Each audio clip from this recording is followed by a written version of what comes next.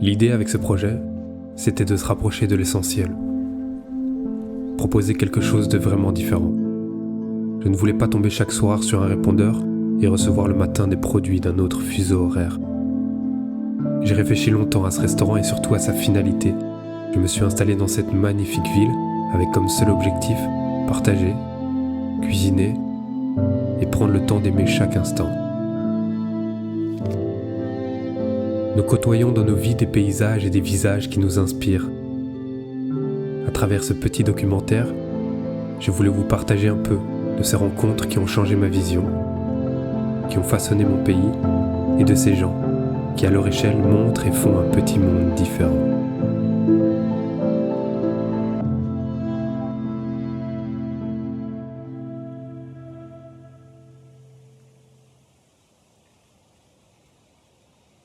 Les fenouilles baby sont jolies et ça voilà, Magma en prend beaucoup, mais si t'en veux, je te les réserve. Mais il faut que tu sois très sage. Parce qu'on se bat pour nos fraises. Allez, on va aller en chercher. Ils n'ont pas trop chaud ici. Non. Vous avez fait qu'une variété cette année? On fait toujours que la Mara des Bois ici. Alors ça, de tête, il faudrait que je retourne dans ma liste, mais pour ça, pour moi, ce sont des arbouses. Je pense. C'est comestible ça? Ouais, et c'est une dinguerie quoi. Et je m'appelle Guillaume, l'Ouest. Je suis papa de 3 enfants. Mon épouse et moi, on n'était pas du tout issus du milieu agricole, il n'y a personne de notre famille qui vient du milieu agricole. Et il y a 4 ans, on a décidé de reprendre ce projet-ci parce qu'on était un peu tombés amoureux. Et donc progressivement, on est devenu maraîcher et puis fermier. On a commencé sur une petite surface et puis on a pu reprendre des terrains autour en apportant les vaches, les poulets, les poules. Et puis on a greffé un verger, et puis on a mis les grandes cultures. Et donc maintenant, c'est devenu un projet assez complet. Donc on est en bio sans labour, on n'est pas du tout mécanisé ici à la ferme. Pesticides évidemment, il n'y a pas. On fait plus de l'agroécologie que de la permaculture en tant que telle, mais on applique tous les principes qui nous paraissent bons à suivre. Nous ici, on a décidé de faire 0 achat-vente. Donc tout ce qu'on vend ici est produit ici. C'est une question de philosophie, mais chaque année on se pose la question de savoir si on le ferait pas, parce qu'évidemment, il y a des périodes où on perd nos clients, on doit les rassurer, dire que c'est des périodes mortes. Ça évoluera peut-être, mais je pense qu'on le fera jamais, parce que mon but est d'avoir cette association ici. Et on a le gros avantage d'avoir beaucoup de terrain, et donc de pouvoir mettre un patatier. Je dirais, je prends 2 hectares finalement, je fais 1 hectare patate et 1 hectare les aliacées. Et là c'est très bien, c'est produit ici, c'est vendu ici. Est-ce que tu dirais pour inciter les gens à manger plus local? L'avantage, c'est que l'argent reste dans le pays, c'est déjà pas mal. Ça fait une circularité monétaire au lieu d'acheter à l'étranger, et donc c'est de l'argent qui disparaît. Après, on se plaint d'avoir des infrastructures qui ne tournent pas, mais il faut savoir où on paye nos taxes. Mais deuxièmement, c'est mettre un visage derrière le producteur. Je trouve ça assez gai, manger de saison. Moi, j'ai toujours dit qu'on devenait ce qu'on mange, donc autant manger de la qualité. Et puis c'est à 2 pas de chez soi. Là je suis en train de travailler sur un système de commercialisation holistique et dans les études de marché on voyait qu'en fait les gens ils vont au magasin, c'est souvent à entre 5 et 10 km de chez eux, ils reviennent avec moins de 5 kg de nourriture alors qu'ils peuvent aller chez un petit producteur, il y en a un peu partout maintenant. Et voilà, à pied, à vélo, c'est beaucoup plus doux, c'est mieux pour la planète, ça finance des projets qui sont durables pour le sol, pour l'environnement, pour la biodiversité, donc tout ça c'est relativement intéressant.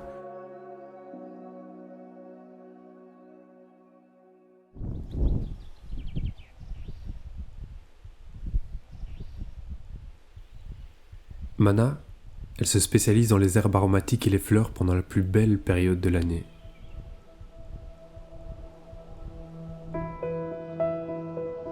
Elle cultive sur son champ à Aiguezé une multitude de variétés peu connues. J'aime bien parce qu'elle a une sensibilité et une recherche du produit que peu de producteurs ont.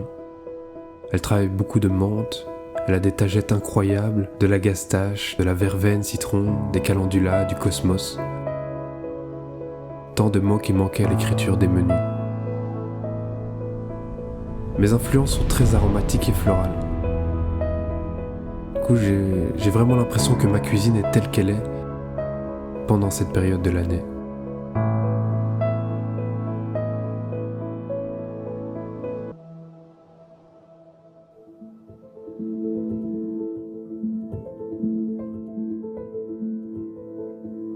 J'ai rencontré Pierre il y a 2 ans au tout début du restaurant, ça a été un des premiers maraîchers avec qui j'ai travaillé.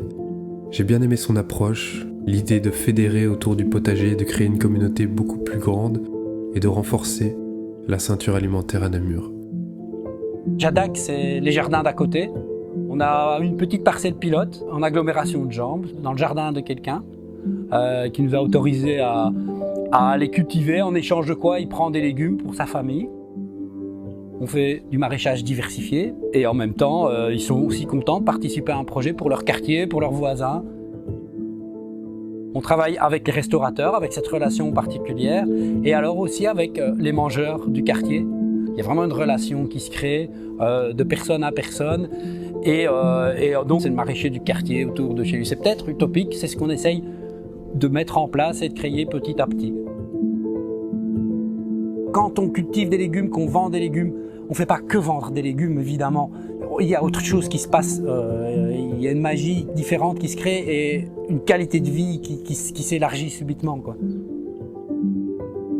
Petit pays, moi j'ai bien compris que Joseph, son rêve, c'était d'avoir un maraîchage derrière son restaurant et de pouvoir aller chercher des légumes qui sont dans la terre et de les cuisiner directement. Et donc c'est ce qu'on fait, puisqu'on n'est pas très loin finalement. Et donc on a une relation particulière à ce niveau-là.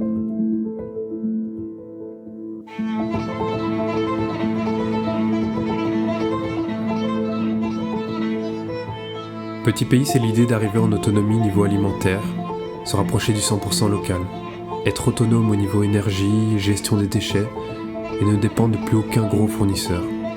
Et donc, créer un petit pays à l'intérieur du pays. Ce projet, c'est voir les choses différemment, évoluer, changer et échanger. J'ai envie qu'on invente, qu'on imagine et qu'on explore. Seuls ceux qui sont assez fous pour penser changer le monde y arrivent. Qu'on produise de la nourriture, qu'on produise de l'énergie plus près de là où les gens vivent, créer des économies locales, indépendantes et en lien. Je veux participer à créer de nouveaux systèmes, à cuisiner et rencontrer plus de gens qui font de l'agriculture différemment. Ces gens, ils veulent juste prendre soin de nous, à nous de participer.